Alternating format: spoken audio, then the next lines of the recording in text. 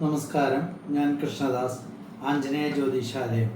മനോജവം മാരുത തുല്യവേഗം ജിതേന്ദ്രിയം ബുദ്ധിമതാം വരിഷ്ഠം വാദാത്മജം മാന്യയോധമുഖ്യം ശ്രീരാമദൂതം ശിരസാ നമാമി. അത്തം നക്ഷത്രം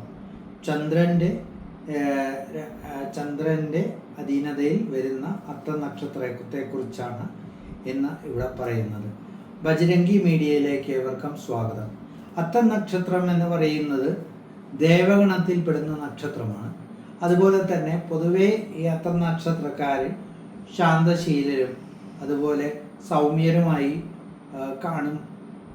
പുറത്തേക്ക് നല്ല രീതിയിലുള്ള പെരുമാറ്റവും സത്യസന്ധമായി പെരുമാറുകയും അതുപോലെ ആത്മാർത്ഥമായി പ്രവർത്തന രംഗത്ത് വളരെ കഠിനാധ്വാനം ചെയ്യുന്നതും ജീവിതത്തിൽ ഉയരാൻ വേണ്ടിയിട്ട് ഏത് ഒരു മേഖലയിലാണെങ്കിലും അവരതിൽ ആത്മാർത്ഥമായിട്ട് ഉയരണം എന്നുള്ള മനോഭാവത്തോടു കൂടി പ്രവർത്തിക്കുകയും 30 വയസ്സിനുള്ളിൽ തന്നെ ഇവരുടെ ജീവിതത്തിൽ പല പല മാറ്റങ്ങൾ വരും എന്നുള്ളത് ഒരു പ്രത്യേകതയാണ്.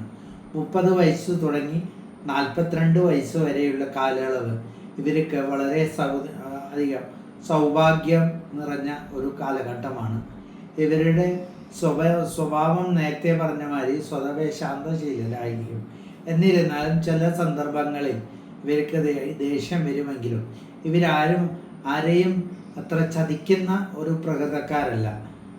ഇവരുടെ കുടുംബജീവിതമാണെങ്കിലും വളരെ ദീർഘായുസ്സും വളരെ നല്ല ഒരു ആരോഗ്യപരമായിട്ട് ജീവിക്കാൻ ഏറെക്കുറെ ഇവർക്ക് സഹായിക്കും എന്നുള്ളതാണ് ഇവിടെ പറയേണ്ടത്. ചന്ദ്രദശയിൽ വരുന്നതായതുകൊണ്ട് തന്നെ ഇവർക്ക് മാനസികമായിട്ട് എപ്പോഴും വിഷമം വരികയാണെങ്കിൽ ഭയങ്കരമായിട്ട് വിഷമം വരിക, അതുപോലെ സന്തോഷം വരികയാണെങ്കിൽ നല്ല സന്തോഷം വരിക. ദേഷ്യം ഞാൻ നേരത്തെ സൂചിപ്പിച്ച പോലെ എപ്പോഴും വരില്ലെങ്കിലും ദേഷ്യം വരുമ്പോൾ വളരെയധികം രൗദ്രം പ്രകടിപ്പിക്കുന്ന ഒരു കൂട്ടരായിരിക്കും ഇവർക്ക് വയസ്സുകാലത്ത് വളരെ സുഖകരമായ ഒരു ജീവിതം നയിക്കാൻ പറ്റും എന്നുള്ളത് കൂടി ഇവരുടെ ഒരു പ്രത്യേകതയാണ്.